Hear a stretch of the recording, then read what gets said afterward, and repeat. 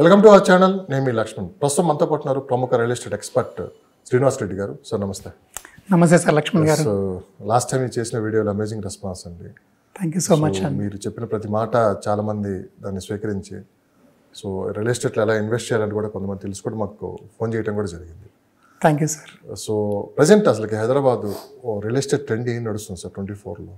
అంటే ఎందుకు అడిగానంటే ఈ ప్రశ్న, గత 6 నెలల నుంచి మార్కెట్ కొంచెం డల్గా ఉందని చెప్పి వినిపిస్తున్నమాట. అవునండి. అంటే దానికి కారణం ఏంటంటే ప్రతి 5 సంవత్సరాలకి ఎలక్షన్ రావటం, ఆ ఎలక్షన్ టైంలో ఒక 3 months మార్కెట్ డల్గా ఉండటం కామన్. అవునండి. అయితే ఈసారి మా ఎలక్షన్లు కూడా అయిపోయాయి, ఇప్పుడు పార్లమెంట్ ఎలక్షన్లు వస్తున్నాయి. సో ఆ ఎలక్షన్లు అయిపోయిన దాకా మార్కెట్ ఇలా కొనసాగే అవకాశం ఉందని చెప్పి కూడా ట్రేడ్ వర్గాలు వినిపిస్తున్నమాట. సో రేపు పార్లమెంట్ ఎలక్షన్లు అయిపోయిన తర్వాత మార్కెట్ పెరిగే అవకాశం ఉందా? ప్రజెంట్ ట్రెండ్ ఏం నడుస్తుంది? 100% డెఫినెట్గా పెరుగుతుంది సార్ లక్ష్మణ్ గారు. ఎందుకంటే రీసెంట్గా మనకి ఎలక్షన్స్ అయిపోయిన తర్వాత గవర్నమెంట్ చేంజ్ అయింది. గవర్నమెంట్ చేంజ్ అయిన తర్వాత అందరూ కూడా ఏంటంటే కొంచెం ప్యానిక్గానే ఉన్నారు. కొంచెం ఇక్కడ ఇన్వెస్ట్ చేయాలి అనేది కూడా కొద్దిగా చూస్తున్నారు. ఎందుకంటే పాత గవర్నమెంట్ పాలసీస్కి కొత్త వాళ్ళు వచ్చిన దానికి కొద్దిగా చేంజెస్ అయితే డెఫినెట్గా ఉంటాయి. ఆ విధంగానే కొంతమంది చాలామంది కూడా ఇన్వెస్ట్మెంట్ చేయాలా వద్దా, అసలు రైట్ ప్లేస్ ఎక్కడ, ఎందుకంటే బీఆర్ఎస్ గవర్నమెంట్ ఉన్నప్పుడు వాళ్ళు ఒక దగ్గర ఫోకస్ చేశారు. ఇప్పుడు వచ్చిన ఈ గవర్నమెంట్ వీళ్ళు ఎక్కడ ఫోకస్ చేస్తారు అనేది కూడా కొంచెం డౌట్. సో ఆ ఉద్దేశంతోనే చాలామంది ఇన్వెస్టర్స్ అయితే మాత్రం వెయిట్ అండ్ వాచ్ లాగానే చూస్తూనే ఉన్నారు. కానీ కొత్త గవర్నమెంట్ ఫామ్ అయిన తర్వాత ఒక బిగ్గెస్ట్ మూమెంట్ ఏంటంటే సార్ రీజనల్ రింగ్ రోడ్ అండి. ఇప్పుడు దాకా అంటే చాలా ప్రాజెక్ట్స్ అనౌన్స్ చేశారు. దాంట్లో ఫస్ట్ తీసుకున్న ప్రాజెక్ట్ ఏంటంటే రీజనల్ రింగ్ రోడ్ అనమాట. కొత్త గవర్నమెంట్ ఫామ్ కాగానే చేసిన ఫస్ట్ అనౌన్స్మెంట్ ఏంటంటే ఈ రీజనల్ రింగ్ రోడ్ అనమాట. అంటే దీనికి ఏంటంటే కొద్దిగా మనకి కోమటిరెడ్డి గారు కూడా చెప్పడం జరిగింది, కొద్దిగా గ్యాప్స్ ఉన్నాయి. అంటే ఈ యూటిలిటీ ఫండ్ ఛార్జెస్ ఎవరు పెట్టుకోవాలి, మీరని సెంట్రల్ అంటే సెంట్రల్ వాళ్ళేమో స్టేటే పెట్టుకోవాలని ఇవన్నీ కూడా ఉంటాయి కదా. వీటన్నిటికీ కూడా ఏమైందంటే ఇప్పుడు ఒక క్లారిటీ అనేది వచ్చేసింది అనమాట. స్టేట్ గవర్నమెంట్ మేమే పెట్టుకుంటాం ఆ యూటిలిటీ ఛార్జెస్ అని చెప్పేటప్పటికి ఇంకొంచెం క్లారిటీ మీద ముందుకెళ్ళిపోతుంది అనమాట.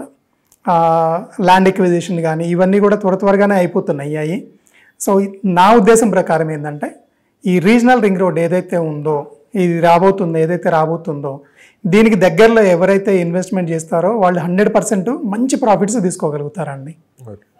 ఎందుకంటే అండి ఈ రీజనల్ రింగ్ రోడ్ అనేది ఇప్పుడు స్టార్ట్ అవుతుందండి. అది ఇప్పుడు కొద్దిగా మనకి తగ్గట్లుగానే ఏంటంటే కొంచెం తక్కువ రేట్లోనే కొద్దిగా ఇన్వెస్టర్స్కి అందుబాటులో ఉంటాయి. ఇప్పుడు అది ఒకసారి స్టోన్ పడి దాని తర్వాత మళ్ళీ రోడ్స్ ఫామ్ అవుతుంది, లేకపోతే రీజనల్ రింగ్ రోడ్ యూజ్లోకి వచ్చింది అనుకోండి. ఇప్పుడు మనకి ఓఆర్ఆర్ స్టార్ట్ కాకముందు ఎలాగ రేట్లు ఉన్నాయో ఇప్పుడు ఆ రేట్లలో ఇప్పుడు మనకి RRR ఉంది. అంటే ప్రజెంట్ ట్రెండ్ మీరు అనేది ఓఆర్ఆర్కి RRRకి మధ్యలో 100% అండి. అవునండి. ఈవెన్ మనకి రేవంత్ రెడ్డి గారు కూడా ఏంటంటే ఎలక్షన్స్ ముందు కూడా చెప్పడం జరిగింది, మెగా టౌన్షిప్స్ నేను ప్లాన్ చేస్తాను అనేది. అది కూడా ఎక్కడ రాబోతుంది అంటే విత్ ఇన్ ద సిటీలో ఎక్కడ కూడా ఛాన్స్ లేదు మనకి. ఇంక ఇప్పుడు వచ్చే ఛాన్స్ ఎక్కడుందంటే ఈ ఓఆర్ఆర్కి ప్లస్ మరలా ఈ RRRకి మధ్యనే మనకి గ్రోత్ ఎక్కువ ఉంటుందండి. అది ఈ ఓఆర్ఆర్ లోపు మనకి ఎక్కడా కూడా ఏంటంటే 40,000 50,000కి తక్కువ కూడా గజం ఎక్కడా లేదు. కొన్ని ఏరియాస్ తీసుకుంటే ₹1,00,000 పైనే ఉంది. ఇప్పుడు ఒక కామన్ మ్యాన్కి కొద్దిగా ఎఫోర్డబిలిటీ రావాలి అంటే ఓఆర్ఆర్ దాటి రావాల్సిందేనండి.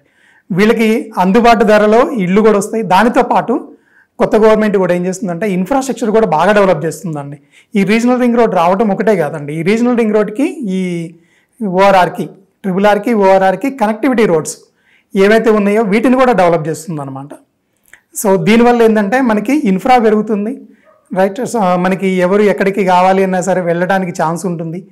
ఇప్పుడు మనకి అందుబాటు ధరలో వచ్చే అవకాశం ఎక్కడుంది ఇల్లు అంటే కనుక ఈ ఓఆర్ఆర్ RRRకి మధ్యలో ఉంటుందండి. ఈ ఓఆర్ఆర్ లోపల ఉన్నది మొత్తం కూడా అర్బన్ సిటీ. ఇప్పుడు రేపు ఈ ఓఆర్ఆర్కి RRRకి మధ్యలో రాబోయేది ఏంటంటే సబర్బన్. ఈ RRR దాటిన తర్వాత మొత్తం కూడా రూరల్ ఏరియా అయిపోతుందండి. అంటే ఇప్పటి వరకు మీరు పాత గవర్నమెంట్ ఎలాంటి పాలసీలు తీసుకొని వచ్చిందో మీరు చూశారు. అవును సార్. అంటే గవర్నమెంట్ మారింది 10 సంవత్సరాల తర్వాత, కొత్త గవర్నమెంట్ కాంగ్రెస్ వచ్చింది.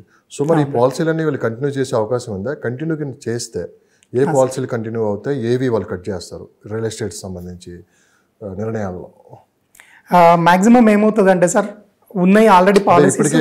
2 మెట్రో రూట్ మ్యాప్ కావచ్చు, అవునండి, ఫార్మా కావచ్చు, ఈ 2 విషయాల్లో వాళ్ళు నిర్ణయం తీసుకున్నారు. కాస్త గందరగోళ వాతావరణం నుంచి ఇప్పుడే బయటపడుతున్నారు, స్లోగా బయటకు. దీన్ని ఎట్లా ముందుకు తీసుకొని పోయే అవకాశం? అవునండి, మీరు అన్నట్లుగా ఏంటంటే మెట్రో ఒకటి అలైన్మెంట్ చేంజ్ చేయడం జరిగింది. అంటే పాత గవర్నమెంట్ ఉన్నప్పుడు ఏంటంటే వాళ్ళ ఆలోచన ప్రకారం వాళ్ళు చేశారు. కొత్త గవర్నమెంట్ వచ్చిన తర్వాత ఏంటంటే అరే ఇది ఓఆర్ఆర్ చుట్టూనే వెళ్తే ఎందుకు, దీనివల్ల యూజ్ ఏముంటుంది, ఆల్రెడీ ఓఆర్ఆర్ కనెక్టివిటీ ఉంది మన శంషాబాద్ ఎయిర్పోర్ట్కి, మరలా ఎందుకు అదే రూటు అని వీళ్ళు కొంచెం ఓల్డ్ సిటీలోంచి ఇట్లా ప్లాన్ చేశారు.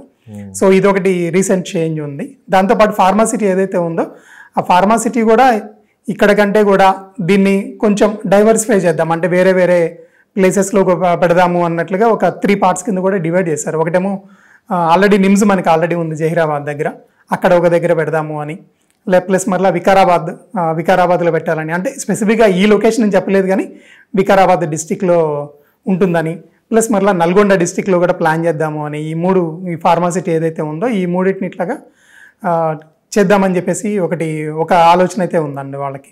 దీనితో పాటు అండి ఇంకొకటి మనకి జినోమ్ వ్యాలీ ఏదైతే ఉందో phase 2 కూడా స్టార్ట్ అవుతుందండి. ఎందుకంటే మనకి కరోనా టైంలో ఏదైతే వ్యాక్సిన్స్ తయారు చేసి ప్రపంచాన్ని అందరికీ అందించిందో హైదరాబాదు, జినోమ్ వ్యాలీ ఏదైతే ఉందో దానికి phase 2 కూడా స్టార్ట్ అవుతుంది. ఇది కూడా ఒక మంచి మూవ్మెంట్ అండి. అంటే మీరు ఇప్పుడు అన్నారు సార్ చాలా కంపెనీస్ వస్తున్నాయి, అవునండి, లక్షల మంది ఎంప్లాయ్మెంట్ జరగబోతుందని. అవునండి. కానీ రియల్ ఎస్టేట్ వ్యాపారం చేసే వాళ్ళు ఏంటంటే సార్ వచ్చే వాటి గురించి చెప్తారు గారు, ఆల్రెడీ వచ్చి ఇక్కడ ఏ కంపెనీ స్టాండర్డ్గా ఉన్నాయి, ఎంతమంది ఎంప్లాయీ ఉన్నారని చెప్పకుండా అరచేతిలో వైకుంఠం చూపిస్తూ ఉంటారు, అవి వస్తున్నాయి ఇవి వస్తున్నాయి అని చెప్పి భూములు విపరీతంగా రేట్లు పెంచేసి అమ్మేస్తారని చెప్పి కూడా ఒక విమర్శ కూడా ఉంటుంది ఇప్పుడు మీ మీద. కరెక్ట్ అండి. సో అలాంటి విమర్శలు చేసే వాళ్ళకి మీరు ఏం చెప్తారు? వెరీ గుడ్ క్వశ్చన్ అండి లక్ష్మణ్ గారు. ఎందుకంటే ఎక్కువ మంది కూడా చెప్పేది అదేనండి, అంటే రేపు అది రాబోతుంది ఇది రాబోతుంది అని చెప్పేసి ముందే మీరు అన్నట్లుగా ఏంటంటే అరచేతిలో వైకుంఠం చూపించేస్తారు వాళ్ళు. కానీ యాజ్ అన్ ఎండ్ యూజర్, అంటే మనం కొనుక్కోవడానికి వెళ్తాం కాబట్టి మనం కూడా ఏంటంటే 1కి 10 సార్లు ఆలోచించుకొని చెక్ చేసుకొని, ఎందుకంటే మనకి ఇప్పుడు గూగుల్ అవైలబిలిటీ ఉంది, వాళ్ళు ఏదైతే చెప్తారో NIMZ నిమ్స్ మన జహీరాబాద్లో రాబోతుంది అని, నిజంగానే ఇది వస్తుందా లేదా అనేది మనం కూడా తెలుసుకోవాల్సిన బాధ్యత కూడా మన మీదనే ఉందండి రేపు. ఎందుకంటే ఎవరైనా కొన్న తర్వాత మనకి అక్కడ లాస్ వచ్చిందని చెప్పామనుకోండి, వాళ్ళు అనేది మనల్నే అంటారు కానీ అమ్మినోడిని ఏం అనరండి వాళ్ళు. అట్లా నువ్వు ఎట్లా తెలియకుండా నువ్వు ఎట్లా కొన్నావు నువ్వు అని మన మీదనే ఆ నిందలు వేస్తారనమాట. సో అందుకని వాళ్ళు ఏదైతే వాళ్ళు చెప్తున్నారో నిజంగా దానికి తగ్గట్లుగా ప్రూఫ్ ఉందా లేదా అనేది కూడా చూపించాలండి. యాజ్ అన్ కన్సల్టెంట్గా నేను చేసేది కూడా అదేనండి. ఎందుకంటే ఇవన్నీ జినోమ్ వ్యాలీ ఎక్స్పాన్షన్ కానీ phase 2 కానివ్వండి, లేకపోతే ఈ ఫార్మాసిటీ ఇట్లాగా ఈ 3 పార్ట్స్ కింద డివైడ్ అవుతుందని కానీ, ఇవన్నీ కూడా ఏంటంటే ఇవి నేను చేసినవి కాదు, గవర్నమెంట్ ఫామ్ చేసినవి. కాబట్టి నేను ఎవరికైనా సరే కస్టమర్కి చెప్పేటప్పుడు ఏంటంటే యాజ్ అన్ కన్సల్టెంట్గా, ఎందుకంటే మీరు అన్నట్లుగా ఏంటంటే అరచేతిలో వైకుంఠం చూపించే వాళ్ళందరూ కూడా ఏంటంటే వీళ్ళందరూ మార్కెటింగ్ ఎగ్జిక్యూటివ్స్ అండి, సేల్స్ పర్సన్స్ అనమాట వీళ్ళందరూ. ఇది అమ్మాలి, ఎంతో కొంత డబ్బులు సంపాదించాలనే దాని మీదనే ఉంటుంది. కానీ యాజ్ అన్ కన్సల్టెంట్ నా పరిధి ఎంతవరకు ఉంటుందంటే బియాండ్ అనమాట. అసలు నిజంగానే ఇది వస్తుందా, ఇది వస్తే అసలు దీనికి తగ్గట్లుగా ప్రూఫ్స్ ఏమున్నాయి, ఎవరు చెప్పారు, ఎక్కడ చెప్పారు, నిజంగా దానికి సంబంధించిన పేపర్ కటింగ్స్ ఏమైనా ఉన్నాయా, దానికి సంబంధించిన వీడియోస్ ఏమైనా ఉన్నాయా, అది నిజంగానే వాళ్ళే చెప్పారా, ఇవన్నీ కూడా ఏంటంటే మేము కస్టమర్కి ఇన్వెస్టర్కి మేము చూపిస్తామండి. దాని తర్వాతనే దాన్ని బట్టే వాళ్ళని డెసిషన్ కూడా తీసుకోమని చెప్తాము. అందుకని నేను అడ్వైజ్ చేసేది ఏంటంటే ఒక కన్సల్టెంట్ని అప్రోచ్ అవ్వమనే చెప్తానండి నేను. తన దగ్గర ఏంటంటే వాస్ట్ ఇన్ఫర్మేషన్ ఉంటుంది, జెన్యూన్ ఇన్ఫర్మేషన్ ఉంటుందండి, ఉన్న ఇన్ఫర్మేషన్ కూడా అథెంటికేషన్ కూడా ఉంటుందండి.